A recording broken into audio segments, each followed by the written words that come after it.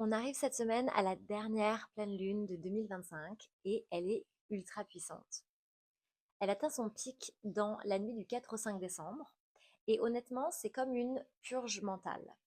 C'est le moment où tu réalises ce que tu ne peux plus emmener avec toi en 2026. Cette pleine lune se passe dans le signe du Gémeaux et elle va clairement te montrer la différence entre l'histoire que tu as portée toute l'année et l'histoire que tu veux vivre l'année prochaine.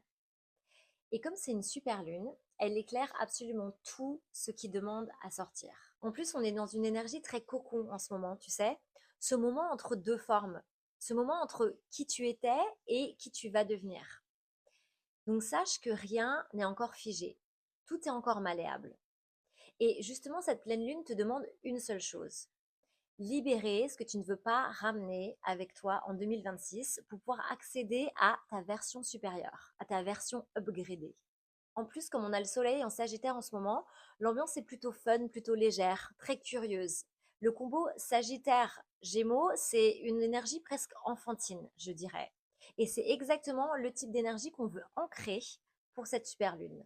Il faut aussi savoir que c'est la dernière super lune d'un cycle de 3 super lunes qu'on a eu en octobre, novembre et maintenant décembre. Donc celle-là, elle est encore plus intense qu'une pleine lune normale. Du coup, je me suis dit, autant vous préparer des rituels qui libèrent et pas qui plombent le moral. Parce que oui, on a aussi le droit de s'amuser et d'apprendre, même quand on est en train de guérir et de libérer des choses. Du coup, j'ai créé un guide spécial pleine lune en Gémeaux. C'est mon guide le plus complet jusqu'ici. Dedans, je vous explique toute l'astrologie de la pleine lune, comment cette pleine lune t'impacte selon ta maison et selon ton ascendant personnel. Et je vous explique comment trouver votre maison et votre ascendant tout seul. Je te donne des rituels personnalisés selon où la pleine lune tombe dans ton chart. Des choses hyper simples, hyper fun, qui réveillent ton enfant intérieur et qui t'aident à laisser partir ce que tu ne veux plus porter avant la fin de l'année.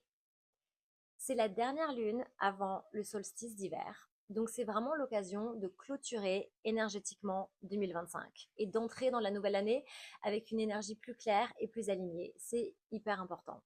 Donc si ça te parle, va voir le guide sur le lien dans ma bio. Et dis-moi dans quelle maison tombe cette pleine lune pour toi. Parce qu'il y a forcément quelque chose là-dedans que tu dois laisser en 2025.